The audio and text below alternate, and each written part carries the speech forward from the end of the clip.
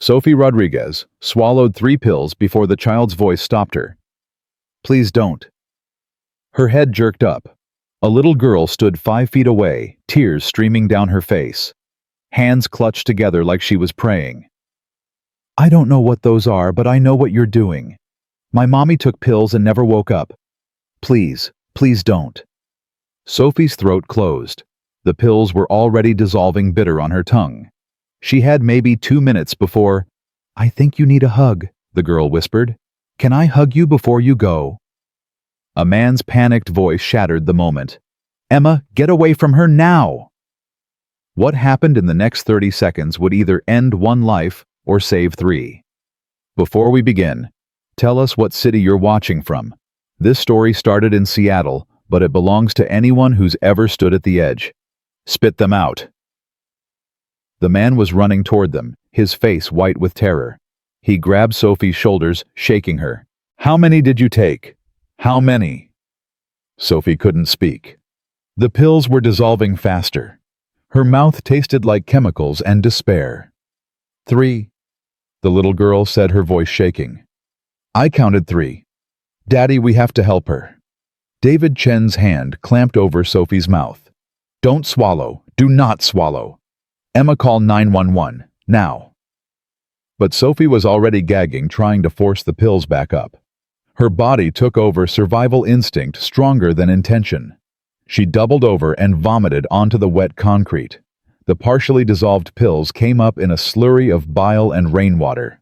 Emma screamed. David held Sophie's hair back as she retched again and again. Her whole body shook with violent heaves until there was nothing left. When it finally stopped, Sophie collapsed back against the bench, gasping. Her mouth burned. Her throat felt stripped raw. David knelt in front of her, his hands still gripping her shoulders. Look at me. Look at me. Are there more? Did you take any before we got here? Sophie shook her head weakly. You're sure? Because if you did, we need an ambulance right now. No. Her voice came out as a croak. Just those 3. David's exhale was shaky. He sat back on his heels, running both hands through his wet hair. Jesus Christ. Jesus Christ. Emma was crying, standing a few feet away with David's phone in her hand, finger hovering over the screen. Should I still call? No, baby. It's okay. David looked at Sophie, really looked at her. Is it okay? Are you okay? Sophie started laughing. It came out harsh and broken. Am I okay? I just tried to kill myself in front of your daughter.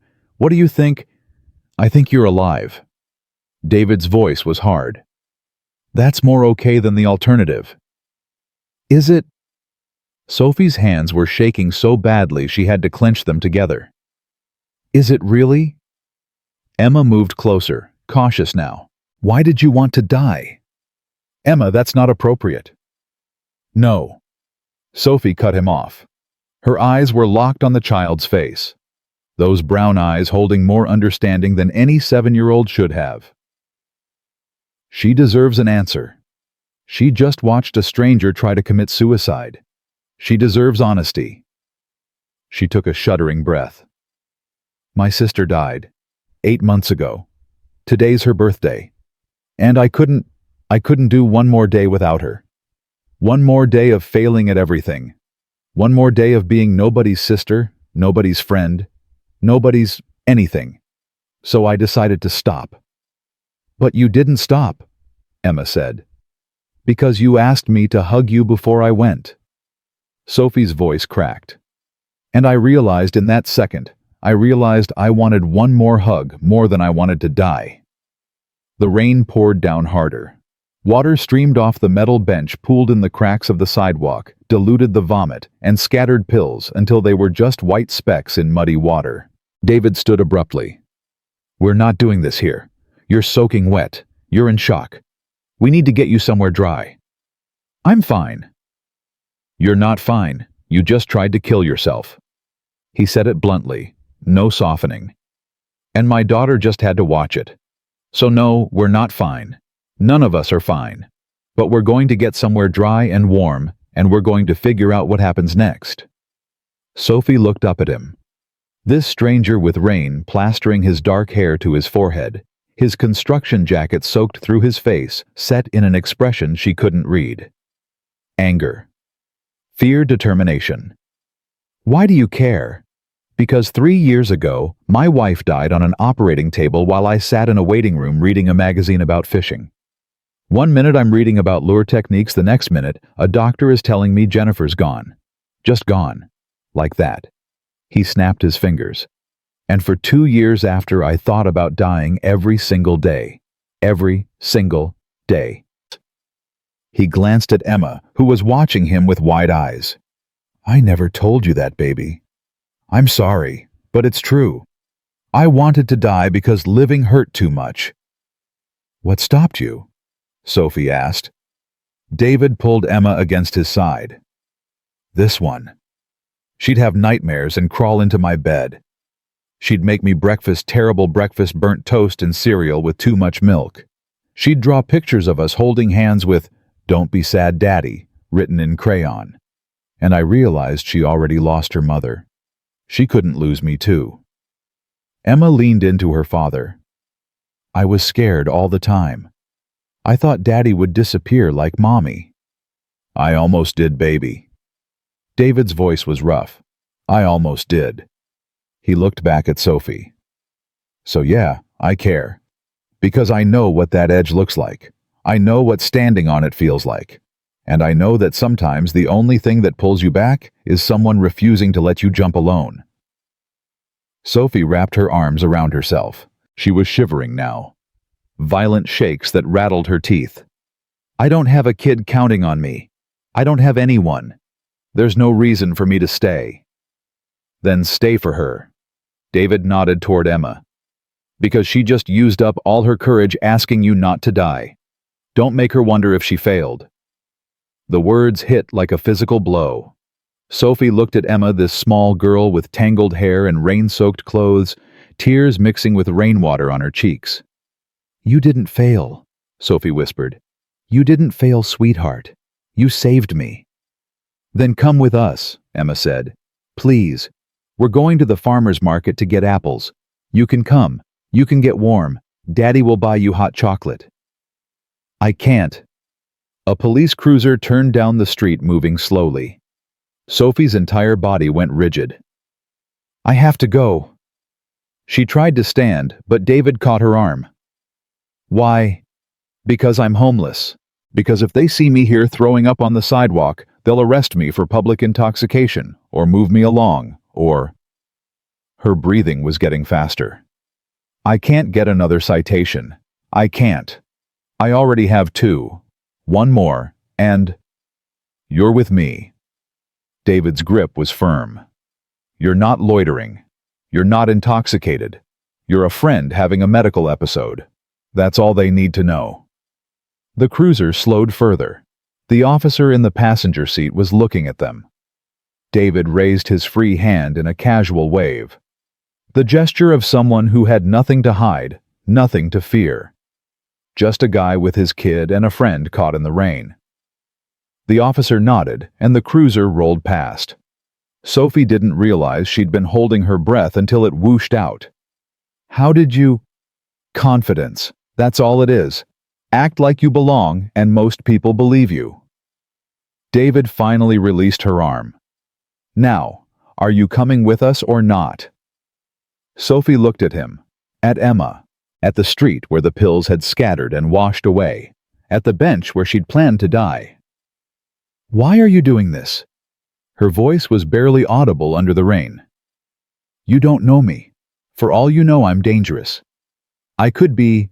You worked for Child Protective Services. David pulled out his phone, showed her the screen. I looked you up while you were getting sick. Sophie Rodriguez, Social Worker, CPS Portland Office. Commendation for Exceptional Service 2019. You're in the system database. My brother Marcus works for the city. I texted him your name. Sophie's blood went cold. You had no right. I have every right. You're coming near my daughter. I'm not stupid. But his voice softened. What I found out is that you're not dangerous. You're someone who gave everything to help kids, then gave everything to save your sister. And when you had nothing left, the system you worked for abandoned you. He held out his hand.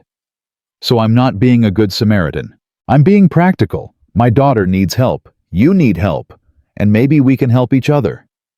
That's the second time you've said that. What help could you possibly need from me? Emma tugged on Sophie's wet sleeve. I'm not good at reading, and math makes me cry. And all the other kids have moms who pick them up from school and help with homework and make real dinners.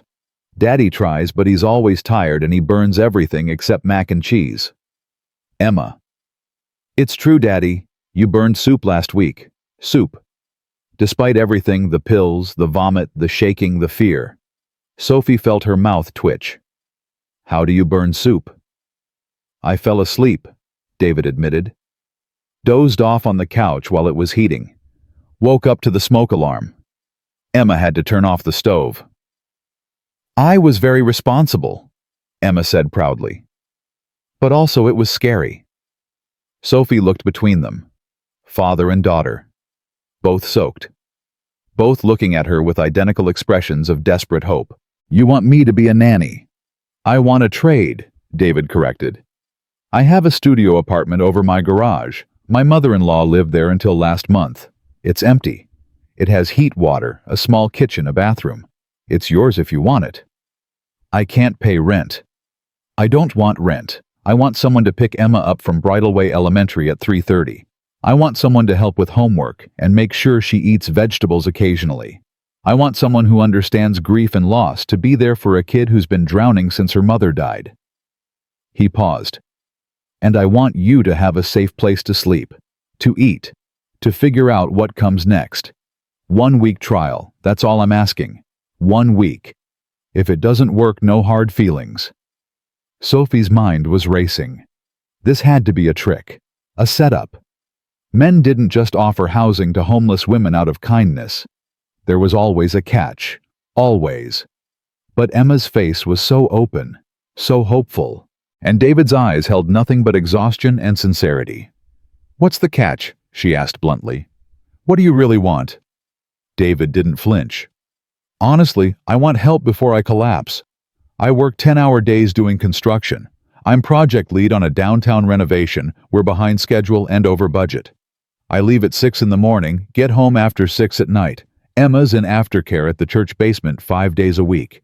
She hates it. They just park her in front of a TV. He rubbed his face.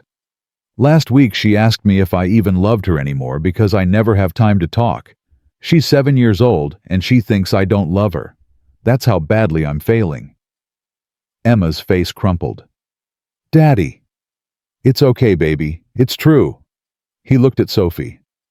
I need help. Real help. Not a teenager who texts through homework time. Not a church volunteer who sees Emma as a charity case. I need someone who gets it. Who understands that being a good parent when you're barely surviving yourself is impossible. And you think that's me? I couldn't even keep myself off the streets. No. You kept yourself alive for 8 months on the streets. Do you know how hard that is? How much strength that takes? David's voice was intense now. I looked up the statistics while Emma was trying to keep you from dying. Average life expectancy for a homeless woman in Seattle, 43 years. You're what, 28, 29? 29. You've survived 5 months. That means you're a fighter. That means you're resourceful and tough and capable. Those are exactly the qualities my daughter needs around her. Sophie wanted to argue, wanted to point out all the ways this was insane, but her body was shutting down. The adrenaline crash was hitting. She was so cold her lips were blue. I need to sit down. Then come with us, please. Emma's voice was small. I'm scared you'll say no and then disappear, and I'll never know if you're okay. And there it was. The thing that shattered Sophie's resistance. This child, this stranger, cared whether Sophie lived or died. When had anyone last cared? Okay, Sophie heard herself say. Okay, 1 week. Emma threw her arms around Sophie's waist. The hug was fierce and warm, and everything Sophie hadn't known she needed. Over the child's head, Sophie met David's eyes. If this is a mistake, it probably is, David said honestly. For both of us. But it's a mistake we're making together. That's better than dying alone. They walked toward the farmer's market, an unlikely trio. Sophie's teeth chattered. Her clothes clung to her frame. She smelled like vomit and rain and failure. But Emma held her hand the entire way. Small fingers wrapped around hers, warm and insistent and alive. "Do you like apples?" Emma asked. "The Honeycrisp kind, or the green sour ones?" I don't remember," Sophie admitted. "Then we'll try all of them," Emma decided. "Right, Daddy? Right, baby?" At the market entrance, David stopped. "Before we go in, ground rules. You're not my charity case. You're not my employee. You're not my anything except someone who's helping with Emma. Clear? Clear. And Sophie, if you ever try that again." His voice went hard. "If you ever try to leave like that, you tell me first. You tell Emma first. You give us a chance to talk you down. Deal?" Sophie's throat was too tight to speak. She nodded. "Say it." "Deal." The word came out broken. "I promise." Emma squeezed her hand. "Come on. The donut place has maple bacon ones. They're Daddy's favorite, but he pretends he doesn't like them because they're expensive." "Emma." "What, it's true." Sophie let herself be pulled into the warm chaos of the farmer's market. Voices calling out prices, the smell of fresh bread and roasting coffee. People everywhere. Normal people doing normal Saturday things. She'd forgotten what normal felt like. A woman at the apple stand smiled at them. "Morning. You guys looking for anything special?" "Everything," Emma announced. "My friend Sophie needs to taste test everything because she forgot what apples taste like." The woman's eyes flickered to Sophie, her wet clothes, her hollow cheeks, the way she stood slightly behind David, like she might bolt. Understanding crossed the woman's face, but instead of pity, she just smiled wider. "Well then, let's start with Honeycrisp. These came in fresh this morning from Yakima." She handed Sophie a slice. The apple was crisp and sweet, and tasted like autumn and hope. Sophie's eyes filled with tears. "Good, right?" the woman said gently. "Yeah," Sophie whispered. "Really good." David bought a bag of apples, then bread from another vendor. Then Emma insisted on donuts, then hot chocolate from the coffee cart. Sophie tried to hang back, tried to be invisible, but Emma kept pulling her forward, kept including her. "Sophie, what kind of donut do you want?" "Sophie, smell this bread. Doesn't it smell amazing?" "Sophie, look at the flower booth. Can we get flowers for your sister?" That last one stopped Sophie cold.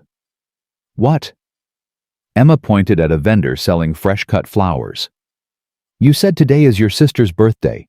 We should get her flowers." I can't afford." David was already walking toward the flower stand. "What kind did she like?" Sophie's vision blurred. Sunflowers. She loved sunflowers. 5 minutes later, she was holding a bouquet of bright yellow sunflowers wrapped in brown paper. They were beautiful and ridiculous, and she hadn't been able to afford flowers for Maria's grave in 6 months. "Thank you," she whispered. "Where is she buried?" David asked quietly. "Evergreen Washelli, North End." "We'll take you. After we're done here." Sophie looked up sharply. "What?" "Emma's right. It's your sister's birthday. You should visit." David's voice was matter-of-fact. "We'll drop these groceries at home, then drive up. It's on the way." "You don't have to." "I know I don't have to. I want to." He met her eyes. "You stayed alive today. The least I can do is help you honor why you wanted to stay."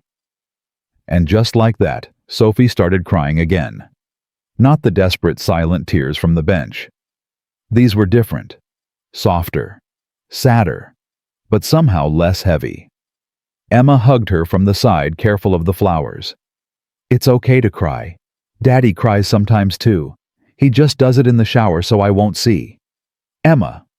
Well, you do. Sophie laughed through her tears. Thank you, both of you. I don't understand why you're being so kind, but thank you. Kindness doesn't need a reason, Emma said with 7-year-old wisdom. That's what Mommy used to say. They finished shopping and walked to David's truck, an older Ford with construction equipment in the bed. David helped Sophie into the passenger seat while Emma climbed in back. The heater blasted warm air. Sophie's shaking slowly subsided. The apartment is small, David said as he drove. Maybe 400 square feet. Bed, bathroom, kitchenette. My mother-in-law lived there for 3 years before her memory got too bad. We moved her to Sunrise Memory Care last month. I'm sorry. Yeah, me too. David's hands tightened on the wheel. She was the last piece of Jennifer I had left. Her mother. Now she doesn't remember Jennifer ever existed. Doesn't remember Emma. Some days she doesn't remember me. That's the worst part of loss, Sophie said quietly. When other people forget. Yeah. They drove in silence for a while. Emma played with the flowers in the back seat, arranging and rearranging the sunflowers. At Evergreen Washalee, David parked and waited in the truck while Sophie and Emma walked to Maria's grave. The headstone was simple: Maria Elena Rodriguez, 1992-2024. She ran toward life. Sophie knelt down, placed the sunflowers on the wet grass. Happy birthday, Mari. I'm sorry it took me so long to visit. I'm sorry I couldn't afford flowers before. I'm sorry for everything. Emma knelt beside her. Hi, Maria. I'm Emma. I'm sorry I never met you. Your sister is really nice. She's going to come live with us for a while. Is that okay? Sophie's breath hitched. I think it's okay. Emma continued talking to the headstone like it was perfectly normal. I think you'd want her to be safe, so we're going to keep her safe. I promise. Sophie pulled Emma into a hug and held on tight. They stayed for 10 minutes. Sophie talked to Maria, told her about the day, about the bench, about the pills, about Emma and David, about being given a second chance when she'd thought there were no chances left. When they walked back to the truck, David took one look at Sophie's face and didn't ask questions, just drove. The apartment was exactly as advertised. Small, but clean. The furniture was dated but functional. There was a twin bed with a floral comforter, a tiny bathroom with a shower, a kitchenette with a 2-burner stove and mini fridge. To Sophie, it looked like a palace. Heat works, David said, adjusting the thermostat. Hot water takes a minute to kick in. Wi-Fi password is on the fridge. There's basic dishes and pans in the cabinets. Sophie walked to the window. It overlooked a small backyard with a garden plot overgrown now with weeds. I'll stock the fridge tomorrow, David continued. Tonight come to the main house for dinner. Nothing fancy, probably spaghetti. Emma, show Sophie where the towels are. Emma grabbed Sophie's hand and pulled her toward the bathroom closet. Clean towels here, shampoo and stuff under the sink. Daddy bought the good kind that smells like coconut. When Emma skipped back downstairs, David stayed in the doorway. 1 week, he said. That's the deal. But Sophie used that week. Sleep, eat, shower without watching your back. Figure out who you are when you're not just trying to survive. And then we see if this works for both of us. He paused. School pickup is 3:30. I'll give you a key tomorrow. Emma rides the bus, but someone needs to be home when she gets here. Okay? Okay. David turned to leave, then stopped. Sophie, I'm glad you're alive, for what it's worth. After he left, Sophie stood in the middle of the small room. Her room. Even if just for a week. She locked the door, turned on the shower, stood under hot water for the first time in 5 months, and cried until she had nothing left. When she finally emerged, wrapped in a clean towel that smelled like fabric softener, she caught her reflection in the mirror. Hollow cheeks, dark circles, hair that needed cutting. 29 years old and looking 50. But alive. She was alive, and tomorrow she'd pick up a 7-year-old girl from school. It wasn't much, but it was more than she'd had this morning. From the main house, she heard Emma's laugh, heard David's deeper voice responding. Sophie dressed in the only clean clothes she had, everything else would need washing, and headed toward that laughter. Maybe David was right. Maybe they could help each other. Or maybe this was just another way to fail. But at least she'd fail somewhere warm with a locked door and hot water and a little girl who'd cared enough to ask for one last hug. That had to count for something. Sophie didn't sleep that first night. She lay on the twin bed, staring at the ceiling, listening to the house settle, expecting someone to burst through the door and tell her this was all a mistake. At 2 a.m. she got up and checked the lock, still secure. At 3 a.m. she stood at the window watching the street. No one coming. At 4 a.m. she sat on the floor with her back against the door, Maria's photograph in her hands. "I don't know what I'm doing, Mari," she whispered to the picture. "I don't know if I can do this." Maria's frozen smile didn't answer. When dawn light started filtering through the curtains, Sophie finally dozed off. 20 minutes later, a knock jolted her awake. "Sophie?" Emma's voice came through the door. "Daddy made pancakes. They're only a little bit burnt." Sophie scrambled up, disoriented. "I'll give me 5 minutes." "Okay, but hurry because Daddy says we have to talk about rules and stuff." Rules. Right. Because this arrangement had rules, boundaries. This wasn't charity. It was a transaction. Sophie splashed water on her face, pulled her hair into a ponytail, and realized she was still wearing yesterday's clothes. The only clothes she owned that weren't completely ruined. She took a breath and headed to the main house. The kitchen was small and bright morning sun streaming through yellow curtains. David stood at the stove flipping pancakes while Emma set the table with intense concentration, making sure each fork was perfectly aligned. "Morning," David said without turning around. "Coffee's fresh. Mug's in the cabinet above the pot." Sophie poured coffee with shaking hands. The mug was warm and solid and real. "Sit," David commanded, sliding a plate of pancakes in front of her. They were indeed burnt around the edges. "Emma, juice or milk?" "Juice, Sophie. Do you want juice?" "I'm fine with coffee."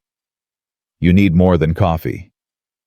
David set down orange juice anyway. "When's the last time you ate a real meal?" Sophie couldn't remember.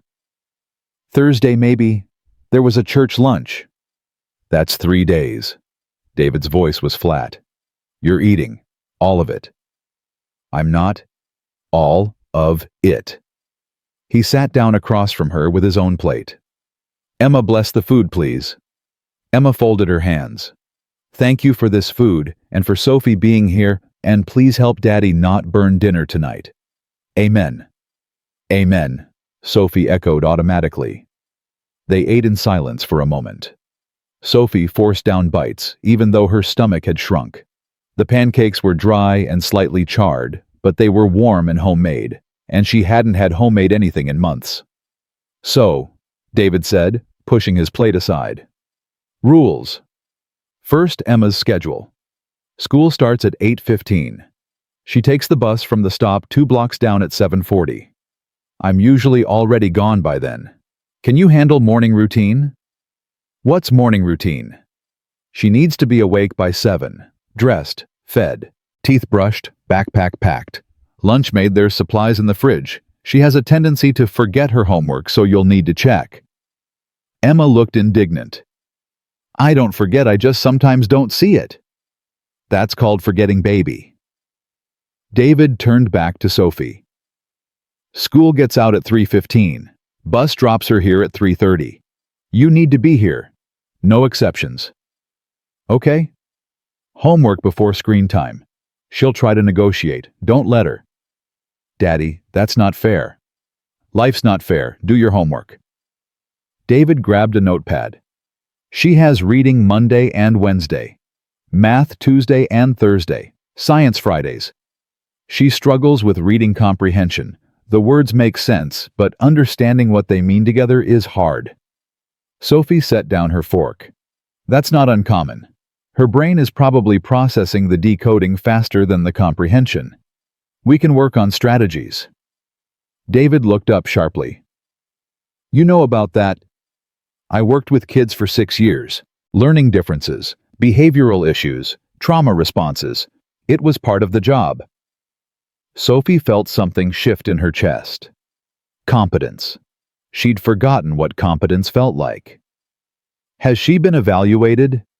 The school counselor said she's fine, just needs to focus more.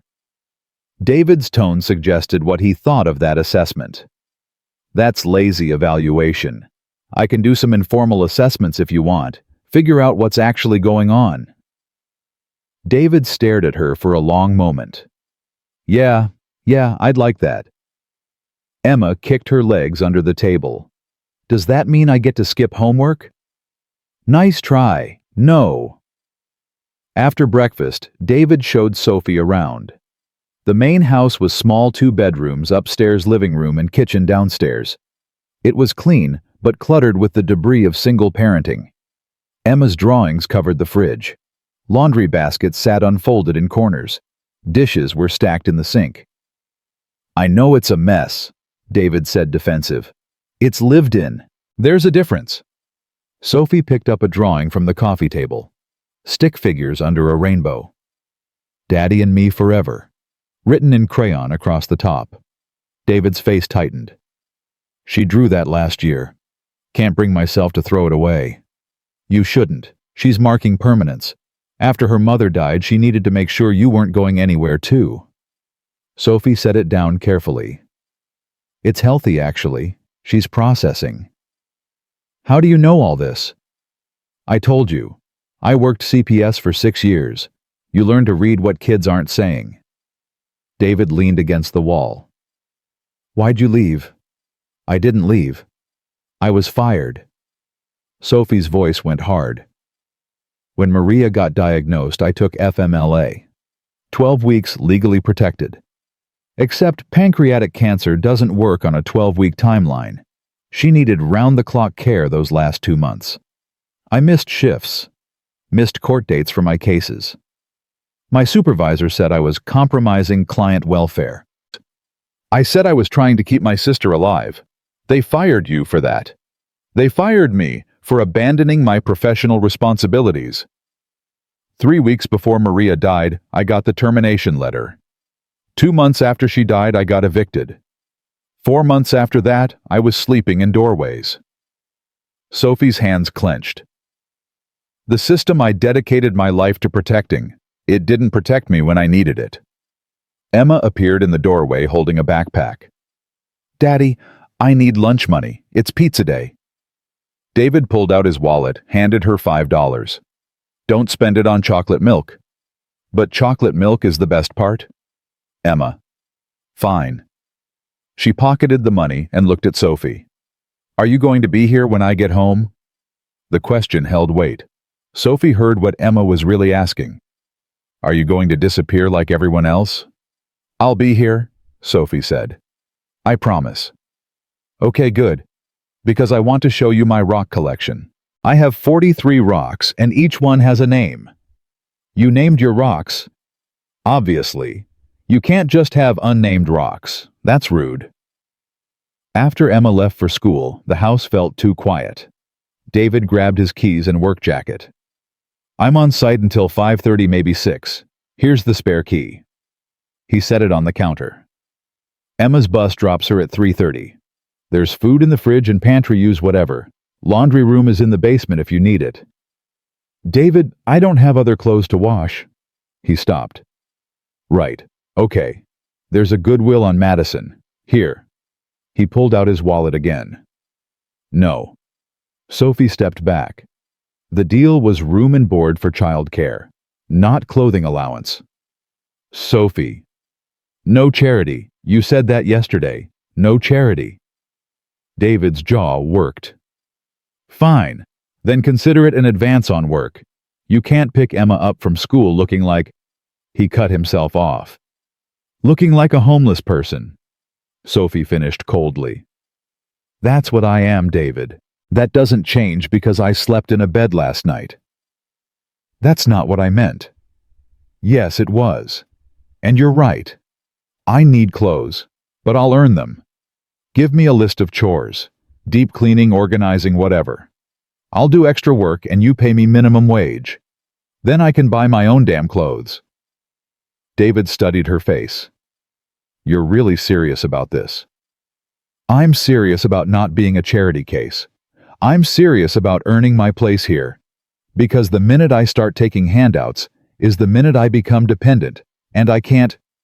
Her voice cracked. I can't be dependent on anyone ever again. Okay. David set 320s on the counter anyway.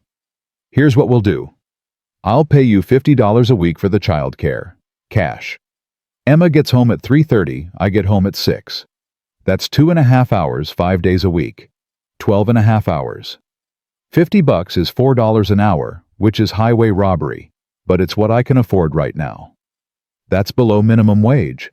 Yeah, well, room and board makes up the difference. Take it or leave it. Sophie picked up the money. I'll take it, but I want a written agreement. Hours, pay, responsibilities. In writing. You don't trust me. I don't trust anyone. No offense.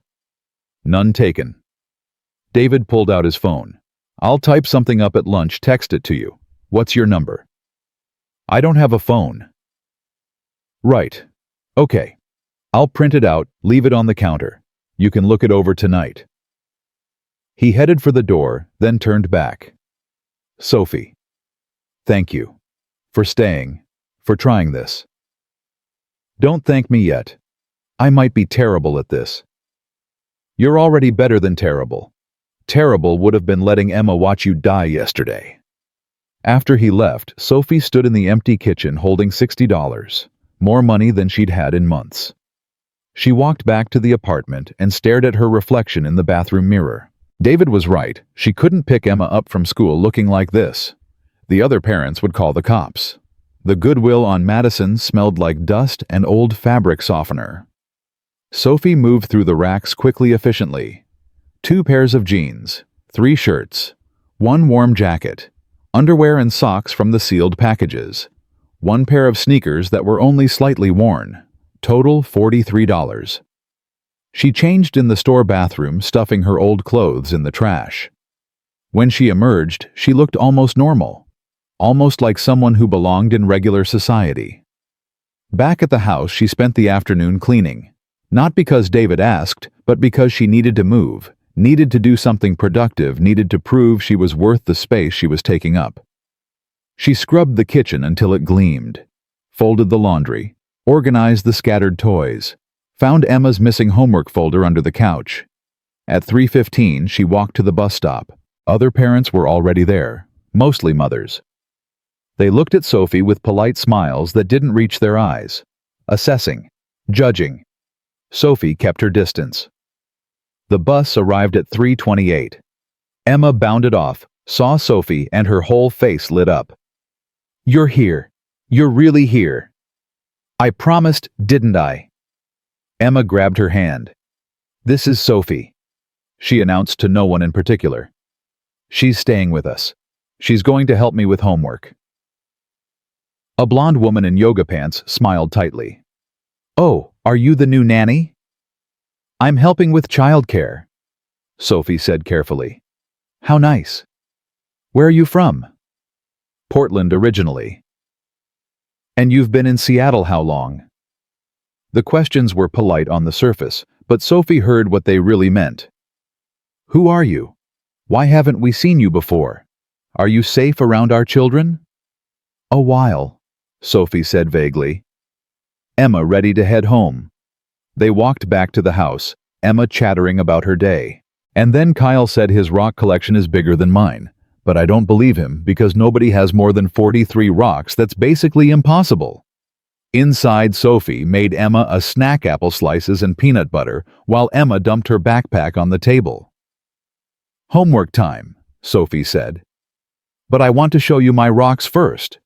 Homework first, then rocks. That's the rule. Emma's face fell. You sound like Daddy. Good. Your dad makes good rules. They're boring rules. Boring rules keep you from failing second grade. Come on, what do you have? Emma pulled out a worksheet. Reading comprehension. A short paragraph about butterflies followed by questions. Sophie watched Emma read aloud. The girl's eyes moved across the words, quickly pronouncing everything correctly. But when Sophie asked, "What was the paragraph about?" Emma's face went blank. Butterflies. What about butterflies? They fly. Sophie leaned forward. Read this sentence again. Out loud. Monarch butterflies migrate up to 3,000 miles each year. Now close your eyes. Picture it in your head. What do you see? Emma squeezed her eyes shut. I see orange butterflies. Lots of them. They're flying really far. Good. That's what migration means, traveling far. Now the next sentence. They worked through it slowly. Emma read. Sophie asked her to visualize. Gradually, comprehension clicked into place. By the time David got home at 6:15, Emma had finished all her homework and was showing Sophie her rock collection, each rock carefully labeled with names like Steve and Princess Sparkle Bottom. David stood in the doorway, watching them, something unreadable on his face. How was work? Sophie asked. Long. How was? He gestured vaguely. Good. Homework's done. Emma read really well today. She just needs visualization strategies. She did all her homework without crying. I didn't cry, Emma protested. I never cry during homework. Baby, you cried last week because the word through didn't make sense. That's because through is a stupid word. David caught Sophie's eye and mouthed, "Thank you." That night, Sophie ate dinner with them spaghetti that David only slightly burned. Emma insisted Sophie sit between her and David like they were a real family. After Emma went to bed, David handed Sophie a printed document. Simple agreement outlining hours, pay, and responsibilities. Sophie read it twice. This looks fair. Sign it then. She signed. He signed. They each kept a copy. 1 week trial ends Saturday, David said. We'll talk then, see if this is working. Okay. Sophie. David's voice was quieter now. How are you doing, really? The question caught her off guard. When had anyone asked how she was doing? I don't know, she admitted. I keep waiting for the other shoe to drop, for you to change your mind, for this to fall apart. What if it doesn't? I don't know how to plan for that either. David nodded slowly. Yeah, I get that. After Jennifer died, I couldn't plan past the next day. Couldn't imagine a future where I wasn't drowning. But somehow days kept happening anyway. Does it get easier? No. You just get stronger at carrying it. Sophie walked back to the apartment that night with a full stomach, clean clothes, and a job, however temporary. She lay in bed, staring at the ceiling again, but this time, sleep came easier. And when she woke up at 2 a.m. in a panic, certain this was all a dream, she turned on the light and looked around. Real walls, real bed, real second chance. For now, that was enough.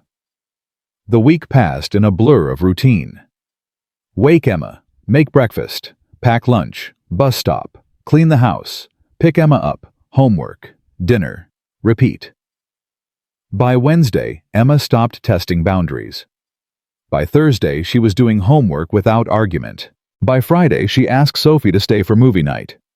Emma, that's family time, Sophie started. You are family, Emma said simply. You live here. You help me with homework. You make good snacks. That's family. David didn't contradict her. Saturday morning, David knocked on the apartment door. We need to talk. Sophie's stomach dropped. Here it came. The end of the trial. The thanks but no thanks conversation. She followed him to the kitchen where coffee was already brewing. So, David said, the week's up. I know. Emma's homework is done every day. She's reading better. She ate vegetables twice without complaining. The house is cleaner than it's been in 2 years. He paused. You're good at this. But, no but, I want you to stay, officially, not trial basis, if you want to. Sophie's breath caught. Really? Really? Same deal, 50 a week plus room and board. We can renegotiate in a month if it's not enough. But yeah, I want you to stay. Why? Because Emma hasn't had nightmares all week. Because I came home Thursday and found her laughing, actually laughing over homework. Because you're exactly what we needed, and I think maybe we're what you needed too. Sophie felt tears burning. I'm still a mess, David. I'm still figuring out how to be human again. So are we. We'll figure it out together. Okay, Sophie whispered. Okay, I'll stay. Emma appeared in the doorway, clearly eavesdropping. Yes, Sophie's staying. Can we get pancakes to celebrate? We literally had pancakes yesterday. That was yesterday pancakes. These are celebration pancakes. Completely different. David looked at Sophie, exasperated and fond. See what you signed up for. Sophie surprised herself by laughing. Real laughter that came from somewhere deep and genuine. Yeah, she said. I see exactly what I signed up for. And for the first time in 8 months, that didn't terrify her. It felt like coming home. 3 months in, Sophie made her first major mistake. It was a Tuesday afternoon. Emma had come home from school quiet, which was unusual. She'd gone straight to her room without snack or homework protest. Sophie knocked on her door. Emma, you okay? I'm fine. The words were too quick, too tight. Sophie recognized that tone, the voice of a child holding back tears. Can I come in? Silence. Then, I guess. Emma sat on her bed surrounded by stuffed animals, her face blotchy. She'd been crying. Sophie sat down carefully, leaving space between them. What happened? Nothing. Emma. It's stupid. If it made you cry, it's not stupid. Emma picked at her bedspread. Madison's mom brought cupcakes to school today, for Madison's birthday, and Madison gave them to everyone, and when she got to me she said, "This one's for you and your nanny," and everyone laughed. Sophie's chest tightened. Oh, sweetheart. I told her you're not my nanny. You're my friend. But she said that's what nannies say, so kids don't feel bad about not having real moms. Emma's voice cracked. And then Kyle said his mom said you're probably one of those homeless people and Daddy felt sorry for you. There it was, the thing Sophie had been dreading. What did you say? I said you're not homeless, you live with us. But then Madison asked where you lived before and I didn't know what to say, so I just left. Emma wiped her face roughly. Are you homeless? Sophie's throat closed. She'd known this conversation would come eventually. She just hadn't expected it this soon. I was, she said quietly. Before I met you and your dad, I didn't have a home. I slept outside sometimes. In shelters sometimes. That's what homeless means. Emma's eyes went wide. Like the people Mommy used to bring food to. Yeah, like them. But you're not homeless now. No, now I have the apartment. Because your dad gave me a place to stay. Emma processed this, her face scrunched in concentration. So Madison's mom is right. Daddy felt sorry for you. I don't think it was pity. I think your dad saw someone who needed help and offered it. That's different. How? Pity is looking down at someone and feeling bad. Help is standing next to someone and saying, let me carry some of that weight. Your dad didn't rescue me. He offered a trade. I needed housing. He needed childcare. Fair deal. But what about the hug at the bus stop that wasn't a trade? Sophie pulled Emma closer. That hug saved my life. Did your dad tell you that? Emma nodded against her shoulder. I was in a very dark place that day. I'd given up.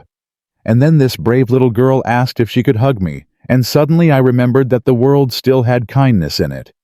That people could still see each other, really see each other and care. Sophie's voice wavered. So no, that wasn't a trade. That was you being the most important person in the world at exactly the right moment. Emma pulled back. Madison said her mom said you probably have drugs or something. I don't do drugs, never have. She also said homeless people are dangerous. Some are, most aren't. Mostly they're just people who had really bad luck and no safety net, like me. Emma was quiet for a long moment. Then, I'm glad Daddy helped you. Me too, baby. Me too. But that night after Emma went to bed, Sophie heard raised voices from the main house. She cracked open her apartment door. David was on the phone pacing the kitchen. Through the window, she could see his face tight with anger. None of your damn business, Karen. Sophie works for me. That's all you need to know. Pause. No, I did not do a background check because she worked for CPS for 6 years, and that's background check enough. Pause. Are you seriously? His voice rose. She's been here 3 months. Emma is thriving. Sophie has been nothing but professional and kind. So whatever suburban mom gossip you're spreading, stop. He listened for a moment, then. You know what? If you have a problem with my childcare choices, keep your kid away from mine. Emma doesn't need friends who mock people for being homeless. Good night, Karen. He hung up and slammed the phone on the counter. Sophie stepped out of the apartment. David? He spun around. How much did you hear? Enough. I'm sorry. I knew this would happen eventually. You have nothing to apologize for. His jaw was clenched so tight it looked painful. That was Madison's mom. Apparently there's been concern among the parents about me having a former homeless woman around their children. Former homeless? Sophie's laugh was bitter. I've been housed for 12 weeks. That doesn't erase 5 months on the streets. It doesn't matter. You're not a threat to anyone. They don't know that. For all they know, I'm dangerous, unstable, a risk. Are you any of those things? I tried to kill myself 3 months ago. That's pretty unstable. David crossed the kitchen in 3 strides. You were in crisis. You got through it. That's not instability, that's survival. They're going to push until you fire me. You know that, right? The whispers will get louder. Parents will pull their kids from playdates. Emma will get excluded. Then they're not people worth knowing. David, be realistic. You can't alienate every parent at Emma's school because of me. Watch me. His voice was steel. I'm not firing you. I'm not asking you to leave. You've done nothing wrong. Sophie's eyes burned. Emma came home crying today because kids called me her nanny and mocked her for not having a real mom. David's face went white. She what? She's being bullied because of me, because I'm the homeless woman you took pity on. I didn't take pity on you. Then what do you call it? Sophie's voice rose. You saw a desperate woman on a bench and offered housing. That's pity, David. That's charity. And now Emma's paying the price. That's not... David stopped, ran both hands through his hair. Is that really what you think? That I felt sorry for you? What else would you call it? I'd call it recognizing someone drowning and throwing them a rope. I'd call it seeing potential in someone everyone else had written off. I'd call it... He stopped abruptly. What? Nothing. Forget it. David. I said forget it. He turned away. I need to talk to Emma. He found Emma still awake, curled under her covers. Hey baby, Sophie told me what happened at school. Emma's face crumpled. Are you mad? At you never. At those other kids and their ignorant parents, absolutely. He sat on the edge of her bed. Listen to me. Sophie is not someone to be ashamed of. She's someone who survived something most people can't imagine. That takes strength. That takes courage. Madison's mom said, Madison's mom is wrong and small-minded, and if Madison wants to repeat her mother's prejudices, that's sad for Madison. David tucked the blanket around Emma. You know what takes real bravery. Asking a stranger if they need a hug. Caring about someone even when they're messy and broken and difficult. You did that. I'm so proud of you. What if the other kids keep being mean? Then they're not your real friends anyway. Real friends don't mock people for needing help. Emma sniffled. I don't want Sophie to leave. She's not leaving. Promise. David hesitated. He couldn't promise that. Sophie might decide this wasn't worth the drama. She might leave to protect Emma from more bullying. I promise I'll do everything I can to make sure she stays, he said finally. Because she's family now. Right? Right. After Emma fell asleep, David went to find Sophie. She was sitting on the apartment steps, arms wrapped around her knees. I'm leaving, she said before he could speak. Not tonight. I'll stay through the end of the month so you can find someone else. But I can't keep doing this to Emma. You're not doing anything to Emma. Those kids are. Because of me. Because I'm... Stop. David sat down beside her. Stop making yourself smaller to make other people comfortable. You have every right to be here. I'm living in your dead mother-in-law's apartment. I'm taking care of your daughter for below minimum wage. You're part of this family. David's voice was fierce. Emma loves you. She trusts you. You're the first person since Jennifer died who's made her feel safe enough to be a kid again. That doesn't change what I am. What are you, Sophie? Say it. Tell me what you think you are. She turned to face him, eyes blazing. I'm a former social worker who couldn't hold it together. I'm a woman who lost everything and ended up on the streets. I'm someone who was 30 seconds away from swallowing a bottle of pills when a 7-year-old interrupted. That's what I am. That's what they see when they look at me. That's not what I see. Then what do you see?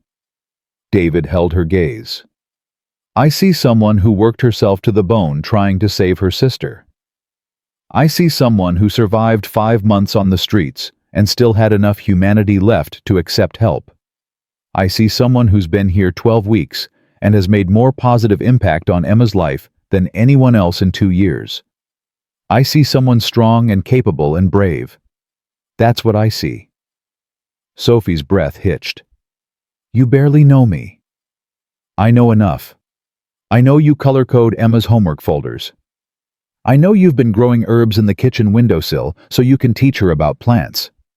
I know you spend your Saturdays volunteering at the library because you miss helping people. I know you still cry sometimes at night, I can hear it from the main house, but you show up every morning anyway. You can hear me. The windows face each other. Yeah, I can hear you. And before you apologize, don't. Grief doesn't run on anyone else's timeline. I still cry in the shower sometimes. Emma pretends not to notice. They sat in silence for a moment. I don't know how to fix this, Sophie said finally. The parents are going to keep pushing. Emma's going to keep getting bullied. Eventually, you'll resent me for making your life harder. My life was already hard. You made it easier. That won't last. Maybe not, but I'd rather have you here making it easier for however long it lasts than go back to drowning alone. David stood, offered his hand. Stay, please. At least through the school year. Give Emma stability. Give yourself time to figure out what comes next. Sophie looked at his outstretched hand. And if the gossip gets worse, then I'll deal with it. That's my job as her father, to protect her from small-minded people, not to cave to them. She took his hand and let him pull her up. You're stubborn. Emma gets it from me. He squeezed her hand once before releasing it. Now come inside. I made hot chocolate, and if we don't drink it, Emma will have 3 cups tomorrow morning and be impossible. The next day, Sophie was at the bus stop when Karen Madison's mother approached. The woman was perfectly put together in expensive athleisure, her highlighted hair pulled into a high ponytail. Sophie, right, I wanted to talk to you. I'm listening. Karen smiled, all teeth and no warmth. I'm sure you understand that as parents, we have concerns about who's around our children. What concerns specifically? Well, you don't have any credentials, no formal childcare training, and your situation before coming here. My situation before was that I was homeless. You can say the word, it's not contagious. Karen's smile tightened. I'm just saying that we don't really know anything about you. For all we know. For all you know, I could be exactly what David said. I am a former Child Protective Services worker with 6 years' experience who fell on hard times and got back up. But that doesn't fit your narrative, does it? Excuse me? You need me to be dangerous. You need me to be a threat. Because if I'm just a person who needed help and got it, then you have to confront your own prejudices about homelessness. And that's uncomfortable. Karen's face flushed. How dare you?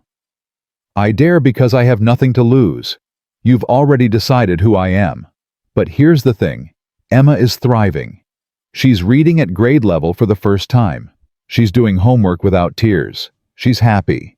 So whatever moral panic you're trying to stir up, it says more about you than me.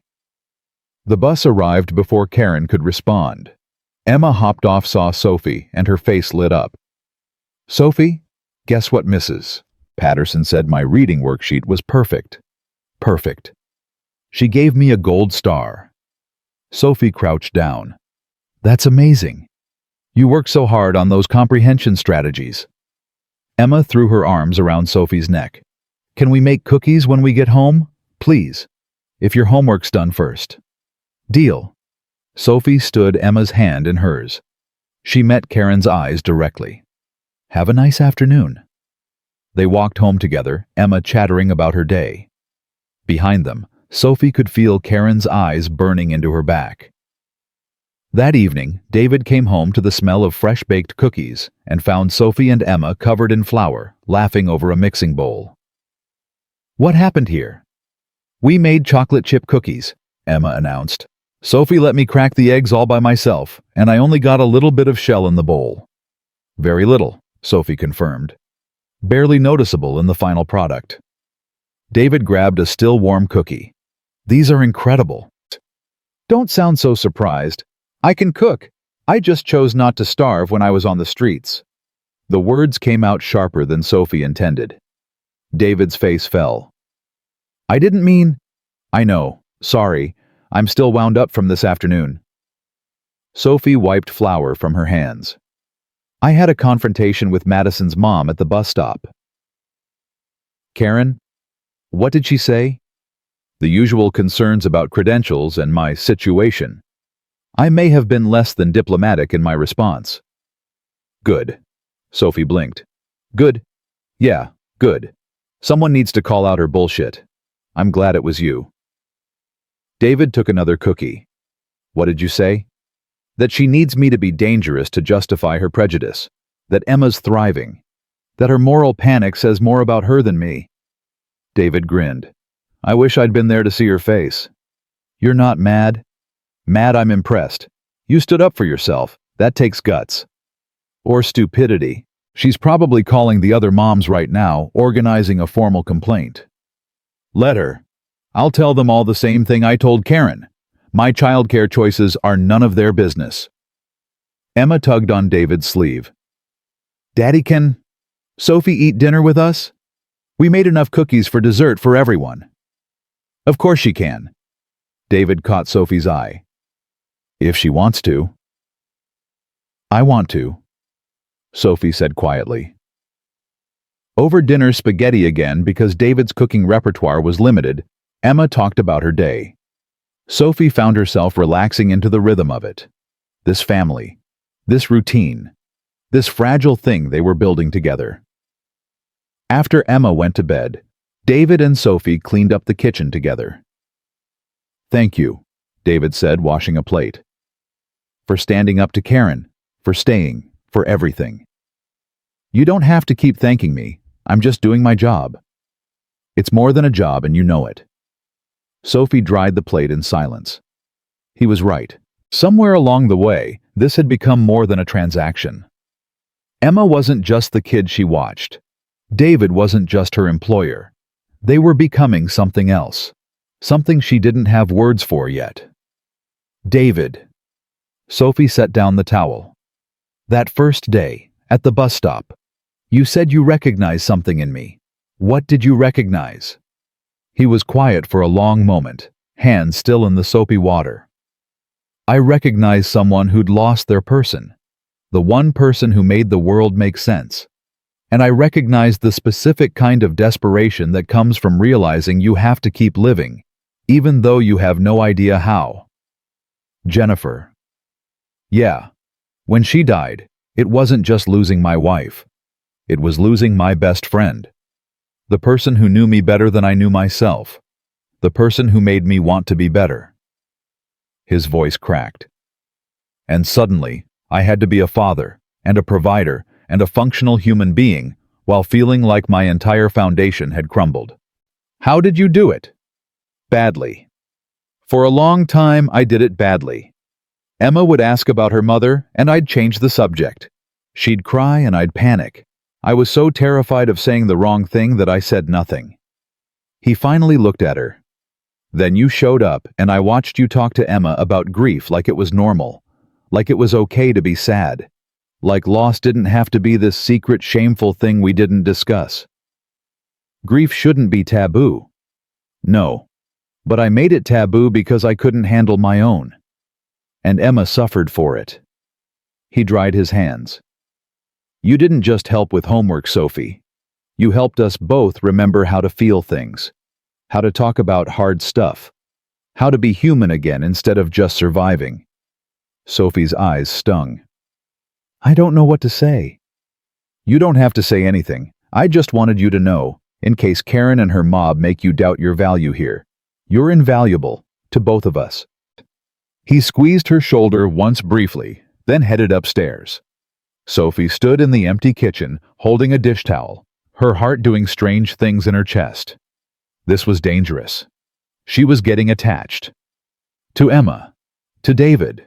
To this life she was building in the spaces of theirs. An attachment meant risk, meant potential loss, meant setting herself up to hurt again. But as she walked back to the apartment that night, she realized something. She didn't want to leave. Even with the gossip.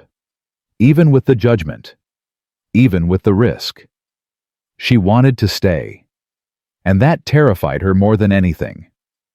The attachment Sophie feared became undeniable on a Wednesday in late March. She was helping Emma with a science project building a model solar system when Emma suddenly asked, Sophie, do you have kids? Sophie's hands stilled on the papier-mâché Jupiter. No, sweetheart, I don't. Did you ever want them? Sophie set down the planet carefully.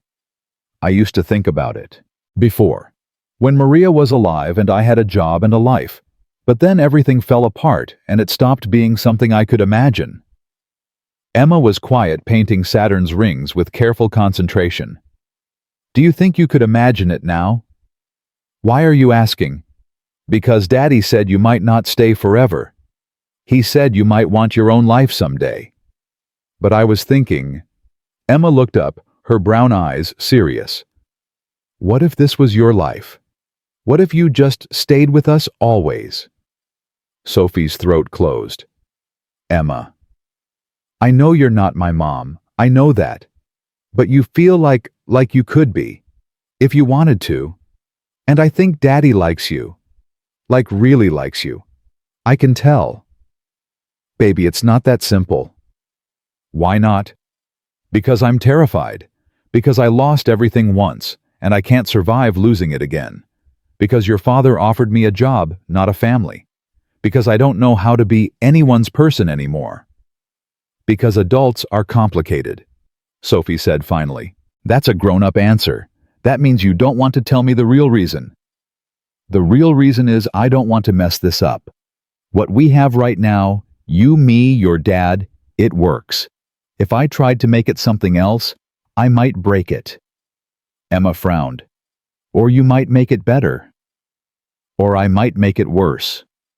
You won't know unless you try. Sophie pulled Emma into a hug. When did you get so wise? I've always been wise. You're just noticing now. That night, Sophie couldn't sleep. She lay in bed staring at the ceiling, Emma's words echoing in her head. What if this was your life? Around midnight, she heard shouting from the main house. David's voice raised and angry. Then a door slamming. Sophie pulled on a jacket and crossed to the main house. Through the kitchen window, she could see David pacing phone pressed to his ear. She knocked. He waved her in, still on the phone. Not asking permission, Marcus. I'm telling you how it is. Pause. No, I don't think I'm being reckless. I think I'm finally making a decision that feels right. Pause. You know what, I don't need your approval. Thanks for the concern, but Emma and I are fine. He hung up and threw the phone on the counter. Everything okay? Sophie asked. My brother. David's jaw was tight. He heard about the parent complaints through his girlfriend who works at the school district. He called to express concern about my judgment. What did he say? That I'm being irresponsible, that I don't really know you, that I'm setting Emma up for disappointment when you inevitably leave. David grabbed a beer from the fridge. He suggested I find a more stable arrangement. Sophie's stomach dropped. Maybe he's right. He's not right. David, I've been here 4 months. That's not exactly a track record of stability. You've been here 4 months and Emma has never been happier. Her grades are up. She's sleeping through the night. She's talking about Jennifer without falling apart. That's stability. What happens when I do leave? When I get back on my feet and want my own life back? David turned to face her. Is that what you want? I don't know what I want. That's not an answer. It's the only answer I have. Sophie's voice rose. 4 months ago, I was trying to kill myself on a park bench. Now, I'm living in your dead mother-in-law's apartment, playing house with you and your daughter. I don't know what I want because I can barely process what I have. Playing house. David's voice went dangerously quiet. Is that what you think this is? What else would you call it? I'm the substitute mom. The temporary fix until you find someone real. Someone real, Sophie. You are real. You're the most real person who's been in this house since Jennifer died. I'm the broken homeless woman you took pity on. Stop saying that. David slammed the beer bottle down. Stop reducing yourself to the worst moment of your life. You're not that person on the bench anymore. You haven't been for months. Then who am I? You're the woman who makes Emma laugh. You're the person who taught her that grief doesn't have to be silent and shameful. You're the one who reorganized my entire kitchen so I could actually find things.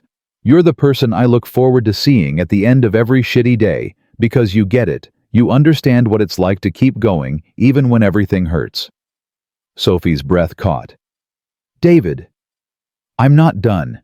You're also stubborn and defensive, and you deflect with sarcasm when you're scared. You reorganize things when you're anxious, I've noticed.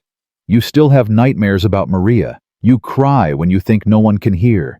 And you're so terrified of being a burden that you've convinced yourself you don't deserve to want things. I don't. Yes, you do. You deserve to want stability. You deserve to want family. You deserve to want... He stopped abruptly. Want what? David ran both hands through his hair. Forget it. No. Say it. Sophie, I can't. This isn't appropriate. You work for me. There's a power dynamic. I shouldn't. Say it anyway. He met her eyes. You deserve to want someone to see you. Really see you. Not the broken parts or the homeless past or the grief. Just you. The person you are right now. Complicated and strong and real. The air between them felt electric. Do you see me? Sophie whispered. Every day. I see you every single day. Sophie took a step forward, then another, until she was close enough to feel the heat radiating off him.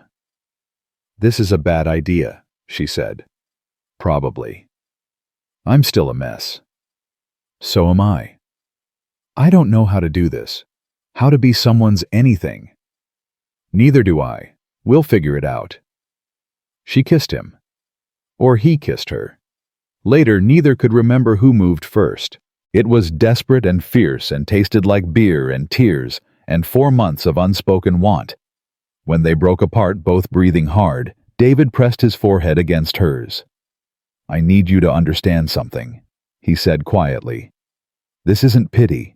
This isn't me trying to save you. This is me being selfish.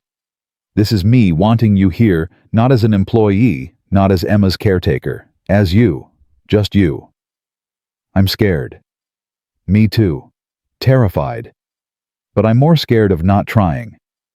Sophie pulled back. What about Emma? What do we tell her? Nothing yet. Not until we figure out what this is. Not until we're sure. And if it doesn't work out, then we deal with it like adults. But Sophie, I don't want you to leave. Not because of Marcus or Karen or any of those judgmental assholes. If you leave, I want it to be because you want to go, not because you think you should. Sophie's eyes filled. I don't want to go. Then stay. I'm already staying. No, stay, really stay. Not in the apartment over the garage. Not as the employee. Stay as... He struggled for words. As part of this. Of us. That's terrifying.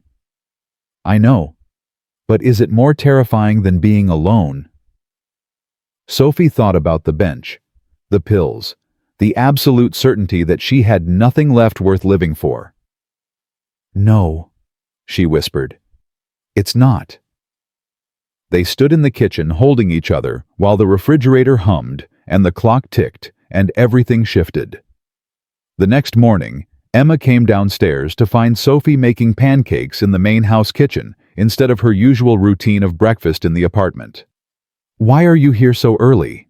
Sophie and David exchanged glances. I thought I'd make breakfast for everyone, Sophie said carefully. Your dad burns pancakes. I don't burn them. I make them crispy. Daddy, they're black. That's burnt. Emma sat at the table watching them move around each other. David pouring coffee. Sophie flipping pancakes, their bodies aware of each other in a way that hadn't been there before. Are you guys acting weird? No, they said in unison. Emma narrowed her eyes. You're definitely acting weird. Did something happen? Eat your breakfast, David said, sliding a plate in front of her. I'm 7, not stupid. I can tell when adults are being weird. Sophie sat down across from Emma. Nothing bad happened. We're just figuring some things out. Okay. What kind of things? Grown-up things. Emma groaned. I hate when you say that. It never means anything good. It means exactly what it sounds like. Now eat before your pancakes get cold. Over the next 2 weeks, Sophie and David navigated their new reality carefully. They didn't tell Emma. Didn't change the official arrangement. Sophie still slept in the apartment, still picked Emma up from school, still maintained professional boundaries in front of others. But late at night after Emma was asleep, David would knock on the apartment door. They'd sit on the steps talking for hours. About Jennifer and Maria.